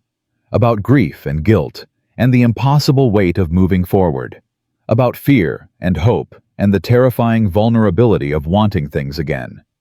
Sometimes I feel guilty, David admitted one night. Like wanting you means I'm betraying Jennifer's memory. Do you think Jennifer would want you to be alone forever? No, she'd probably be pissed at me for waiting this long. He smiled sadly. She was always pushing me to be braver than I felt. To take risks. She'd like you, I think. Yeah. Yeah. You're both stubborn and fierce and terrible at accepting help. I'm getting better at that last part. You are. He took her hand. I'm proud of you. For staying. For trying. For letting yourself be part of something again. I'm still scared it's going to fall apart. It might, but it might not. And I'd rather try and fail than never try at all. The fragile peace shattered on a Saturday morning when Emma answered the door to find Marcus standing on the porch. Uncle Marcus? Emma threw herself at him. Hey, Bug, your dad home? He's in the shower. Sophie's making eggs. Want some? Marcus followed Emma into the kitchen, where Sophie stood at the stove. Marcus. Sophie's voice was carefully neutral. David didn't mention you were coming. That's because I didn't tell him. Marcus was tall and broad-shouldered, with David's same dark eyes, but a harder edge. "We need to talk." About what you're doing to my brother and niece." Sophie set down the spatula. "Emma, honey, can you go watch TV for a few minutes?" "But..." "Now, please." After Emma left, Sophie faced Marcus. "Say what you came to say." "David won't listen to me. He's got it in his head that you're some kind of savior for Emma, that you've fixed everything, but you're not stable. You were homeless 4 months ago. You tried to kill yourself, and now you're what living here? Playing family. I work here. I take care of Emma in exchange for housing. That's the arrangement." That's what he tells himself, but I see the way he looks at you. Like you're something precious, like you're someone to build a life around. And when you leave, because you will leave, you're going to destroy him. And Emma. She's already lost one mother. She doesn't need to lose another. Sophie's hands clenched. "I'm not trying to replace Jennifer." "No. Then what are you trying to do? Because from where I stand, you're a temporary fix who's going to bail the minute something better comes along. That's not fair. Life's not fair. I learned that when I had to watch my brother fall apart after Jennifer died. When I had to be the one to make sure Emma ate because David couldn't get out of bed. When I had to physically drag him away from pills because he was too far gone to save himself." Marcus's voice shook. "I did that. Me. And I'll be damned if I let someone waltz in and undo all that work." David appeared in the doorway, hair still wet from the shower. "Marcus, what are you doing here?" "Having a conversation. Asking the hard questions you won't ask." "Like what?" "Like what happens when Sophie decides she wants her own life back. What happens when she realizes playing house with your broken family isn't actually fixing her own trauma. What happens when she leaves and Emma asks where she went." "I'm not leaving," Sophie said. "You don't know that. 4 months ago you didn't know if you'd be alive the next day. Now you're making promises about forever." "Marcus, that's enough." David's voice was hard. "No, it's not enough. Someone needs to protect Emma. Someone needs to think past the fairy tale you're both constructing." "You think I'm not thinking about Emma?" David moved between Marcus and Sophie. "You think I'd let anyone near her who I didn't trust completely? I think you're lonely. I think Sophie's convenient. And I think you're both pretending this is something it's not." Sophie stepped forward. "You're right." David turned sharply. "Sophie." "No, he's right. I am unstable. I do have trauma. And I can't promise I'll be here forever, because I don't know what forever looks like anymore." She met Marcus's eyes. "But I can promise that right now in this moment, I love Emma like she's mine. I show up every day even when it's hard. I'm fighting to build something stable, even though every instinct I have screams to run. Because your brother and your niece gave me a reason to try. And yeah, maybe I'll fail. Maybe I'll mess it up. But at least I'm trying." Marcus's jaw worked. "That's not good enough. It's all I've got. Then it's not enough to risk Emma on." David's hands clenched. "Get out." "David, I said get out. You came here to what threatens Sophie, make her feel like shit, mission accomplished. Now leave." "I'm trying to protect you." "I don't need protection. I need support. And if you can't give that, then we're done here." Marcus looked between them, something sad crossing his face. "You're going to regret this." "Maybe. But it's my choice to make." After Marcus left the kitchen, felt too quiet. Emma appeared in the doorway. "Is Uncle Marcus mad at us?" "He's worried," David said carefully. "Sometimes worry looks like anger." "Is Sophie leaving?" "No," David and Sophie said together. Emma looked at Sophie. "Promise." Sophie crouched down. "I promise I'm not leaving because your uncle said mean things. If I ever leave, it'll be because we all talked about it and agreed it was right. Okay? No surprises. No disappearing." "Like Mommy disappeared." The question punched through the room. "Yeah," Sophie said softly. Not like that. Never like that. Emma threw her arms around Sophie's neck. I was so scared. When Uncle Marcus was yelling, I thought he was going to make you go away. Nobody makes me do anything. That's kind of my problem, I'm stubborn. Good. Stay stubborn. After breakfast, after Emma went to play in her room, David found Sophie in the apartment packing a bag. What are you doing? Marcus is right. This is too messy. Too complicated. David grabbed the bag and threw it on the floor. No. David? No. You don't get to run because my brother's an asshole. You don't get to decide for all of us that this won't work. What if he's right? What if I do leave? What if I hurt Emma? Then we'll deal with it, together, as a family. He cupped her face in his hands. I love you. I'm in love with you. And I'm done pretending this is just about convenience or Emma's childcare. I want you here. I want us. Whatever that looks like. Sophie's eyes filled. I love you too. That's why I'm scared. I can't lose this. I can't lose you and Emma. Then don't leave. What if I'm not enough? What if I can't be what you need? You're already what I need. Broken parts and all. That's what love is, choosing someone even when it's messy, even when it's hard. He kissed her forehead. Stay, please, just stay. Sophie pulled him close and held on tight. Okay, I'll stay. That evening they sat Emma down together. We need to talk to you about something. David started. Emma looked between them suspiciously. You're being weird again. Yeah, we are, because... David glanced at Sophie. Because things are changing. Sophie and I, we're more than just people who live in the same house. You're dating? Emma's eyes went wide. Something like that. Does that mean Sophie's going to be my mom now?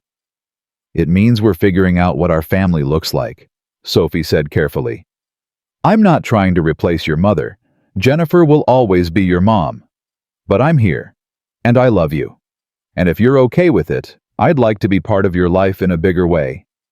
Emma was quiet for a long moment. Like a stepmom.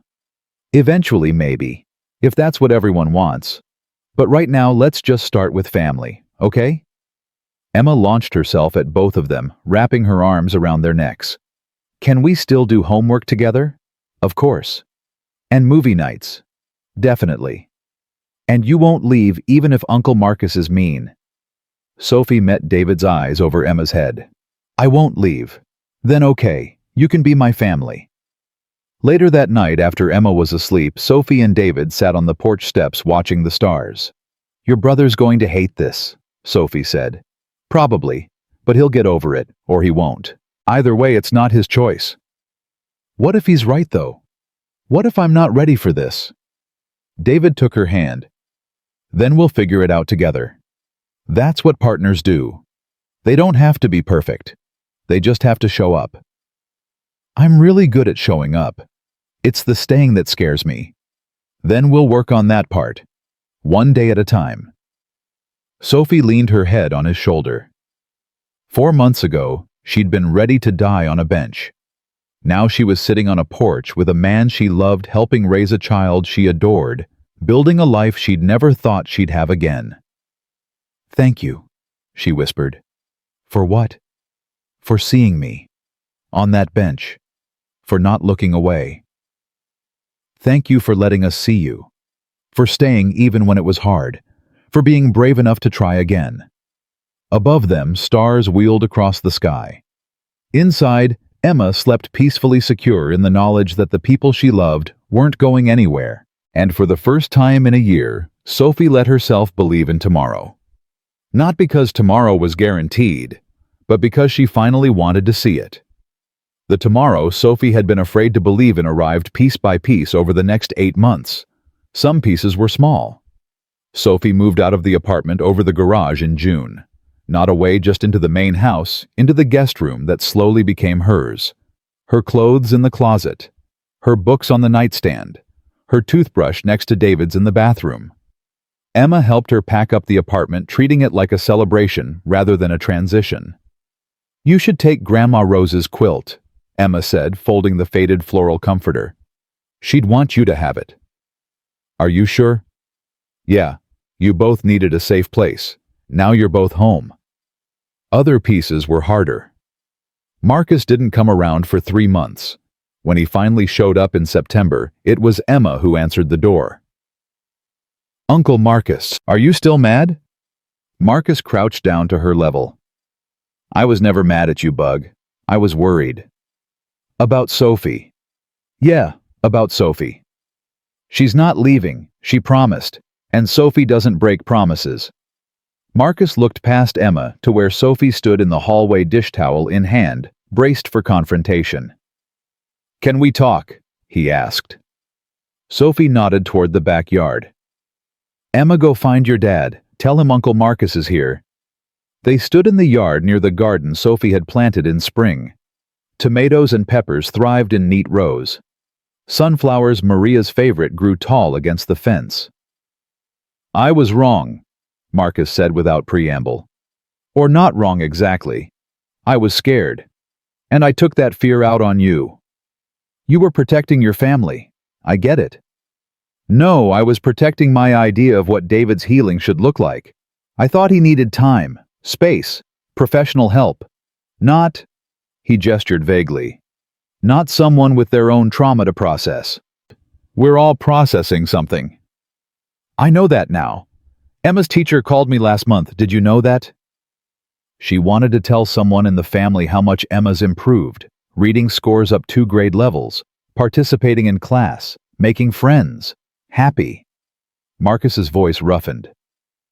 "She said whatever's changed at home is working, that Emma's thriving.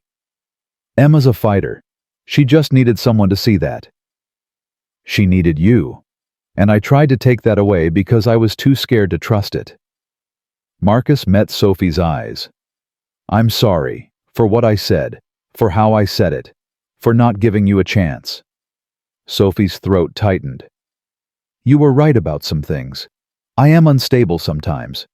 I do have trauma, and I can't promise forever because life doesn't work that way." Nobody can promise forever. Jennifer couldn't, and she tried. Marcus looked at the sunflowers. "David told me about your sister, about Maria. I'm sorry for your loss." "Thank you. For what it's worth, you're good for them, for both of them. I see it now. I was just too stubborn to see it before." David appeared on the porch. "Marcus." "Hey, little brother. Thought I'd stop by. See if there's room for one more at dinner." The relief on David's face was palpable. Yeah, there's room." That night, over spaghetti, which David still occasionally burned, Marcus told stories about David and Jennifer's early days, about how Jennifer had pursued David relentlessly until he finally admitted he liked her, about their small wedding in Jennifer's parents' backyard, about the day Emma was born, and David had cried so hard he couldn't hold her at first. Emma listened with hungry attention. Sophie watched David's face as his brother resurrected memories that had been buried under grief. "Tell the one about the camping trip," Emma begged. "When Mommy made Daddy sleep in the car." Marcus laughed. "Your mother was convinced she heard a bear. David said it was just a raccoon. She made him sleep in the car to keep the bear away from the tent while she and baby you stayed inside." "It was definitely just a raccoon," David muttered. "A really big raccoon," Marcus said with a grin. "The size of a bear, obviously." Sophie felt something settle in her chest. This was what family looked like: shared stories, old jokes, the gentle ribbing that came from years of knowing someone. After dinner, Marcus pulled Sophie aside while David and Emma loaded the dishwasher. "I meant what I said earlier. I'm sorry. And I'm grateful. You brought my brother back." "He brought himself back. You gave him a reason to try. That's not nothing." Marcus squeezed her shoulder. "Welcome to the family, Sophie. For real this time." The biggest piece came in October, a year and 2 weeks after that day at the bus stop. Sophie was at the farmer's market with Emma, their Saturday ritual now, when she saw someone familiar near the apple stand. A young man, maybe 19, with a shock of red hair and a backpack covered in patches. Her heart stopped. Tyler. The young man turned. Recognition flashed across his face, followed by shock. Ms. Rodriguez! Holy shit, sorry, is that really you? Emma tugged Sophie's sleeve. Who's that? Someone I used to know. Tyler, this is Emma. Emma, this is Tyler. He was one of my clients when I worked for CPS. Tyler's eyes widened. I heard you. Someone said you left CPS. I tried to find you, but... It's a long story. Sophie's hands were shaking. Tyler had been one of her last cases. 15 years old, aging out of foster care, nowhere to go. She'd been working on getting him into a transitional housing program when Maria got sick, when everything fell apart. I'm so sorry I disappeared on you, Sophie said. I didn't mean to. Are you kidding, Ms. Rodriguez? You saved my life. That housing program you set up I got in. I'm still there. I'm taking classes at community college. I work part-time at a tech repair shop. I'm okay. Thanks to you. Sophie's vision blurred. You are. Yeah, it's not perfect. But I have a place. I'm not on the streets. And I kept thinking if Ms. Rodriguez believed I could do this, then I have to try, Tyler, I'm so glad, so incredibly glad. They talked for a few minutes. Tyler gave her his number, made her promise to stay in touch. After he left, Sophie stood frozen in the middle of the market, tears streaming down her face. Emma held her hand. Sophie, are you okay? Yeah, baby. I helped him. Before everything fell apart, I helped someone and it mattered. It actually mattered. You help people all the time. You help me and Daddy every single day. I know, but I'd forgotten that I was good at it. Before, I'd forgotten that I used to be someone who made a difference. That night, Sophie couldn't sleep. She sat at the kitchen table with her laptop searching. Portland CPS job listings, social work positions, victim advocate roles. David found her at 2 a.m, surrounded by open browser tabs. What are you doing? Seeing what's out there, for jobs. Real jobs, not just childcare. David sat down across from her. You're thinking about going back to social work. Maybe. I don't know. Seeing Tyler today, it reminded me why I did this work in the first place. Because I could help, because I was good at it. She met his eyes. But that was before. I don't know if I could handle it now. Do you want to try? I'm terrified to try. What if I fall apart again? What if I can't handle the trauma and the stories and the constant weight of other people's pain? Then you'll figure it out. You're not the same person you were a year ago. Sophie, you're stronger now. You know how to ask for help. Do I? You're asking right now. You're talking to me instead of making decisions alone in the dark. That's progress. Sophie closed the laptop. If I went back to work, real work, what happens with Emma? We figure it out. After school program, babysitter, something. Emma's older now. She can handle more independence. But, no buts. If you want to work, you should work. Not because we need the money, though it wouldn't hurt, but because you need purpose. Identity beyond being Emma's caretaker. I like being Emma's caretaker. I know you do, but you're allowed to be more than one thing. Jennifer was a nurse and a mother and a wife and a person. You get to be all your things too. Sophie reached across the table and took his hand. When did you get so wise? I've always been wise. You're just noticing now. That's Emma's line. She gets it from me. Over the next month, Sophie started volunteering, just a few hours a week at a homeless women's shelter, helping with intake, connecting people to resources, listening. It was hard. Every story echoed her own. Every desperate face reminded her of the bench, the pills, the absolute certainty that there was no way forward. But she showed up, every week, even when it hurt. One evening in November, a woman came in mid-30s, hollow-eyed, carrying everything she owned in a garbage bag. She sat across from Sophie during intake and said, "I can't do this anymore. I'm so tired." Sophie knew that exhaustion, had lived it, had almost died from it. "I know," Sophie said quietly. "I know you're tired. I know it feels impossible. But you're here. That takes strength." "I don't feel strong." "You're not supposed to feel it. You just have to be it. One day at a time. 1 hour. 1 minute, if that's all you can manage." The woman's eyes filled. Did you?" "Yeah, I was homeless. Last year. I slept in shelters and doorways and library bathrooms. I know what it's like." "How did you get out?" Sophie thought about the bench, about Emma's voice asking for a hug, about David offering a trade instead of charity, about choosing to stay even when every instinct screamed to run. "Someone saw me, really saw me, not as a problem or a charity case, as a person, and they offered help in a way I could accept, and I was brave enough just barely to take it. I don't know if I'm that brave. You're here. That's brave enough for today."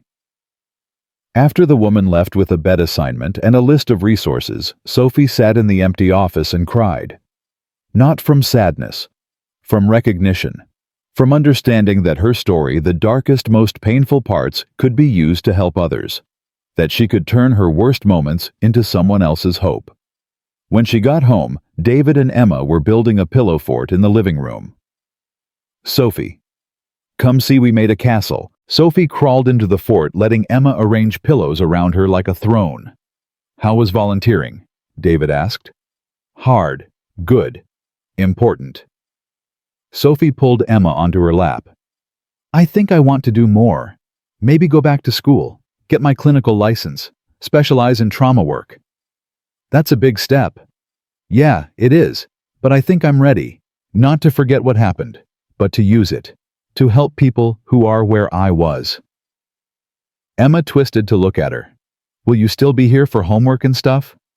"Always. I might be busier, but I'll always be here for homework and stuff. Promise." David reached over and squeezed Sophie's hand. "I'm proud of you. I haven't done anything yet." "You decided to try. That's everything." The final piece fell into place on a cold December morning. Sophie and Emma were making Christmas cookies while David hung lights outside. The kitchen smelled like sugar and cinnamon. Flour dusted every surface. "Sophie." Emma pressed a cookie cutter into dough. "Can I ask you something?" "Of course." "Are you going to marry Daddy?" Sophie's hands stilled. "That's a big question." "I know, but I want to know, because if you are, I want to be in the wedding. And I want to wear a really fancy dress, with sparkles. Those are important details. Sophie." "I'm serious." Sophie sat down at the table, pulling Emma onto the chair next to her. "Honestly, I don't know. Your dad and I haven't talked about it." "Do you want to?" Yeah, I think I do. But it's complicated." "Why?"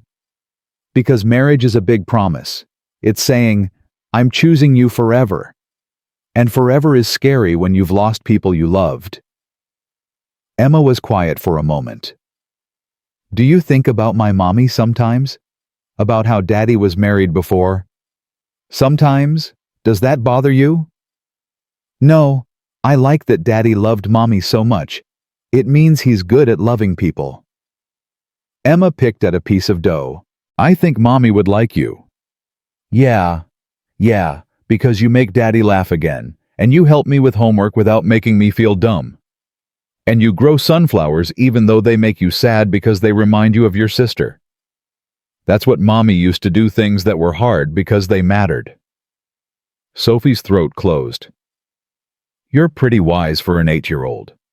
I'm almost 9. That's basically grown up." David came inside, stamping snow off his boots. "Lights are done, and I'm freezing. Please tell me there's hot chocolate." "On the stove," Sophie said. And Emma has questions about our future." David stopped mid-motion. "What kind of questions?" "The sparkly dress kind," Emma said. "I want to know if Sophie's going to be my stepmom officially, or if we're just going to keep pretending she's not basically my mom already." Emma: "It's a fair question, Daddy. All my friends have moms. I want Sophie to be my official mom.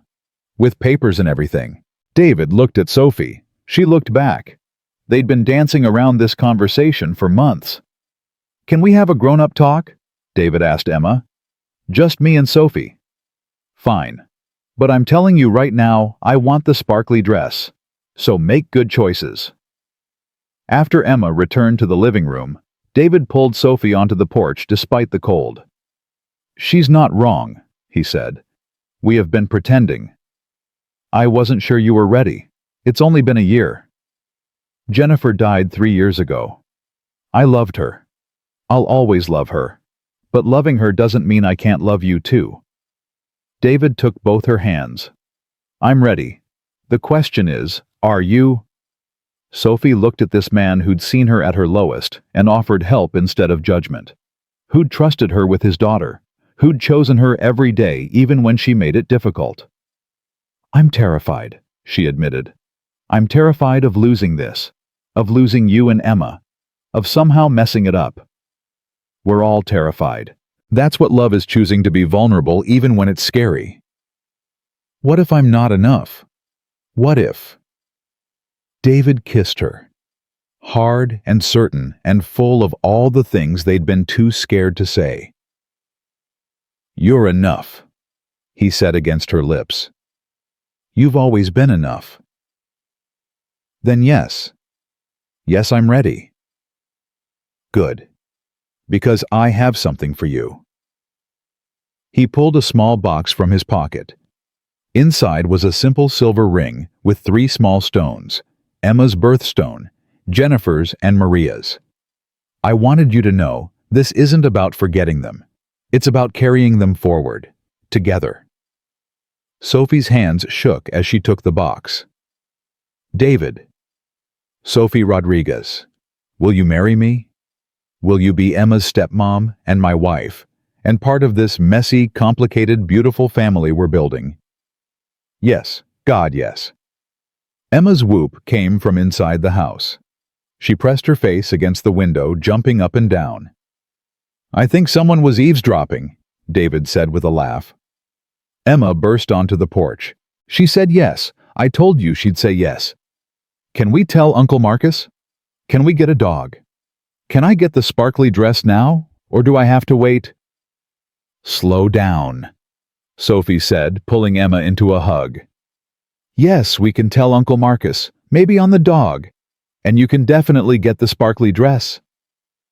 "This is the best day ever." Emma threw her arms around both of them. "We're a real family now." "We've been a real family," David said. "Now we're just making it official." That night, after Emma finally fell asleep, too excited to settle until nearly midnight, Sophie and David sat in the quiet kitchen. "I can't believe this is my life," Sophie said softly. "A year ago I was ready to die. Now I'm getting married, building a career, helping people, living." "Yeah, living." She twisted the ring on her finger. "Do you ever think about that day, the bus stop?" "Every day. I think about how close I came to not being there. How if Emma hadn't insisted on leaving 5 minutes early, or if we'd gone a different route, we wouldn't be here. No, we wouldn't." David pulled her close. "I don't believe in fate, but I believe in chance and choice. We had a chance encounter, but everything after that, that was choice. You chose to stay. I chose to trust. Emma chose to love. We built this. It's a good thing we built. Yeah, it really is." The wedding was small. Just family and close friends in David's backyard in April, exactly 18 months after that day at the bus stop. Emma wore a sparkly dress she'd picked out herself. Marcus served as best man. Tyler came bringing his girlfriend. The woman from the shelter Sophie had counseled came with her kids. She'd found housing and a job. But the most important guests weren't there physically. Before the ceremony, Sophie placed sunflowers on an empty chair for Maria. David placed a framed photo of Jennifer on another so Emma could see her mother represented. "They're both here," Emma whispered. "I can feel them." "Me too, baby," Sophie said. "Me too." The ceremony was simple. Traditional vows with one addition. Emma stood with them holding their hands, promising to be the best daughter she could be. To do her homework without too much complaining. To remember that blended families were still real families. When the officiant pronounced them married, Emma cheered louder than anyone. At the reception, Marcus gave a toast. "A year and a half ago, I told my brother he was making a mistake. I told Sophie she wasn't stable enough for this family. I was wrong. Dead wrong. What I've learned watching them is that stability isn't about having no problems. It's about choosing to face problems together. It's about showing up even when it's hard. It's about building something new while honoring what came before." He raised his glass. To David and Sophie. And to Emma, who started this whole thing by asking a stranger for a hug. May we all be brave enough to reach out when we see someone drowning. And brave enough to take the hand when we're the ones going under. Later, as the sun set and fairy lights twinkled in the trees, Sophie found herself at the edge of the garden. The sunflowers were just starting to bloom. Maria's flowers thriving in Sophie's new life. Emma appeared beside her. "You okay?" "Yeah, baby, I'm really okay." "Do you miss her?" "Your sister." "Every day. But it doesn't hurt like it used to. Now when I think about Maria, I remember the good stuff more than the loss. The marathon, the farmer's market trips, her laugh. That's healing, I think. When the love is louder than the grief." "I think about Mommy like that now too. Daddy says you taught me that." "Your dad taught me that grief doesn't have to be silent. You can miss someone and still be happy. They're not opposites." Emma leaned against Sophie's side. "I'm glad you didn't die that day, at the bus stop. I'm glad I asked for a hug." Sophie pulled her close, this child who'd saved her life, with a simple question. "Me too, Emma. Me too." David joined them, wrapping his arms around both of them. "Everything okay?" "Everything's perfect," Sophie said. And it was. Not because life was perfect, it never would be. Not because the pain of loss had disappeared, it hadn't. Not because there wouldn't be hard days ahead, there would be plenty. But because they'd built something real. Something strong. Something worth fighting for. 3 broken people had found each other on a rainy November morning and decided to try. To build. To heal. To become family. That was worth everything. As stars appeared overhead and music drifted from the reception, Sophie looked at her husband and daughter and thought about all the versions of her life that might have existed. The version where Emma never stopped at the bus stop. The version where Sophie took all the pills instead of just 3. The version where David said no. But this was the version that happened. This was the life she got to live. And God, it was beautiful. Not despite the pain, but because of it. Because they'd all been broken and chose to heal together. Because they'd all been alone and chose to become family. Because they'd all been scared and chose to be brave. Emma tugged on Sophie's dress. "Can we go dance now? They're playing my favorite song." "Which one?" "The happy one. The one about being alive." Sophie laughed. "That's all of them, baby. That's all of them." They walked back to the reception together, husband, wife, daughter, stepping into their future with open hearts and steady hands, ready for whatever came next, because they'd face it together, and that made all the difference in the world.